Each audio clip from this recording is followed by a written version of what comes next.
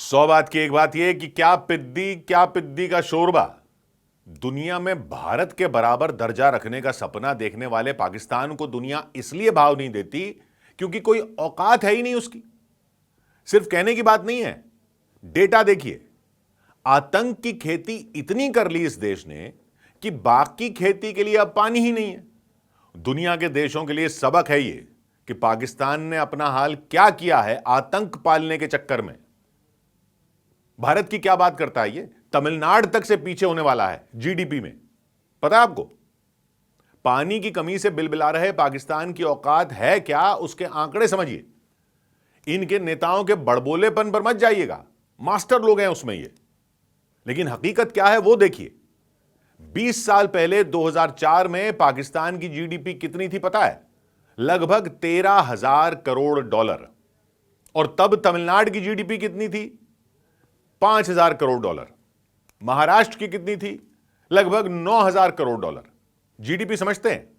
मोटे तौर पर यह समझ लीजिए कि वहां कुल कितना कारोबार होता है, उत्पादन होता है, व्यापार होता है, सब कुछ जोड़कर जो हिसाब बनता है पूरा, वो होता है जीडीपी मोटे तौर पर।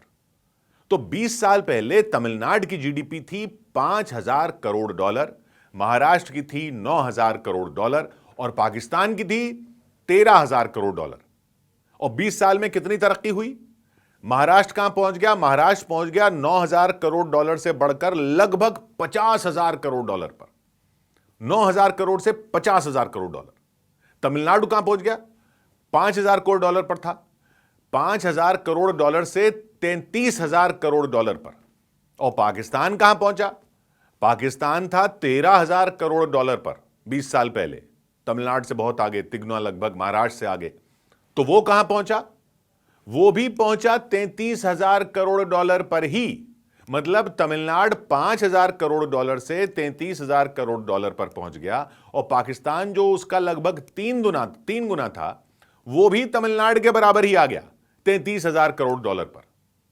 यह होता है जब आईटी का मतलब यहां इंफॉर्मेशन टेक्नोलॉजी होता है और वहां इंटरनेशनल टेरर होता है। आईटी यह हाल कर लिया अपने देश का उसने, और सुधरने के कोई आसार थोड़ी हैं। इस साल उसने अपनी जीडीपी बढ़त का टारगेट क्या रखा था? टारगेट रखा था 3.6%, 3.6%। बढ़ी कितनी? 2.68%, 2.68%। और फिर भीख का कटोरा लेकर खड़ा है। आतंक की ऐसी दुकान खोल रखी है पाकिस्तान ने कि भारत ने पानी रोकने की बात कर दी है, रोकना शुरू भी कर दिया है। उसकी 40% जनता खेती से गुजारा करती है। झेलम नदी पर उसने जो मंगला डैम बनाया हुआ है, उसका पानी कम होना शुरू हो गया है। सिंधु नदी पर तारबेला डैम बनाया हुआ है, उसका पानी कम होना शुरू हो गया है। अब चिनाब में भी पानी कम हो गया है। खरीफ की फसल बोने का टाइम है, हाहाकार मचा हुआ है। 21% कम हो गया है पानी का फ्लो वहां पर। और इन दो बड़े डैम में पानी इस वक्त आधा चल रहा, आधा, 50% कम। इसी से वहां पंजाब में खेती होनी है, इसी से सिंध में खेती होनी है, इसी से बिजली बननी है। तो अब सोच लो पाकिस्तान नहाएगा क्या और निचोड़ेगा क्या? क्या होगा जीडीपी का हाल जब उद्योग धंधों के लिए बिजली कम पड़ जाएगी और खेती के लिए पानी कम पड़ जाएगा? ऊपर से आतंकियों को पालने के सबूत लेकर भारत एफएटीएफ में जा रहा है। एफएटीएफ यानी फाइनेंशियल एक्शन टास्क फोर्स। ये वो संस्था है जो उन देशों को पैसा देना बंद करवाती है जो आतंकियों को पालते हैं। पाकिस्तान पहले भी इसकी ग्रे लिस्ट में था, तो कहीं से पैसा मिलना ही बंद हो गया था। दुनिया का कोई फंड, कोई भी बैंक पैसे नहीं दे सकता ब्लैक लिस्ट वाले देशों को और ग्रे लिस्ट वाले देशों को। पाकिस्तान ग्रे लिस्ट में था तो मैया मैया चिल्ला रहा था, बड़ी मुश्किल से बाहर निकला था झूठ बोलकर कि उसने आतंकियों पर लगाम लगानी शुरू कर दी है। दिखाने के लिए कहता है कि उसने आतंकी जेल में डाल दिए। वैसा ही ड्रामा करके एफएटीएफ की आंखों में धूल झोंक दी थी उसने और ग्रे लिस्ट से बाहर आ गया था। तभी तो कटोरा लेकर खड़ा हो गया था। और ये आईएमएफ जैसी संस्थाओं से उसको लोन मिल रहे हैं। लेकिन अब पहलगाम के बाद भारत फिर तैयार कर रहा है पाकिस्तान के खिलाफ फाइल एफएटीएफ में कि इसने कुछ नहीं किया है। आतंकी तो वहां रैलियां कर रहे हैं और इसके नेता उनके जनाजे में जा रहे हैं, रैलियों में जा रहे हैं।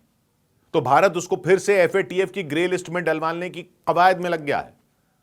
तभी तो वो भी अपनी डेलीगेशन भेज रहा है दुनिया को अपनी झूठी कहानियां सुनाने के लिए क्योंकि उसको पता है कि अगर वो फिर से ग्रे लिस्ट में आ गया तो अब की बार तो त्राहिमाम ही हो जाएगा।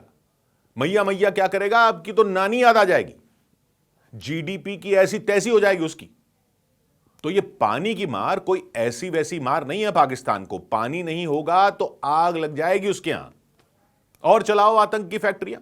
अरे काम की फैक्ट्रियां चलाते तो ये दिन न देखने पड़ते।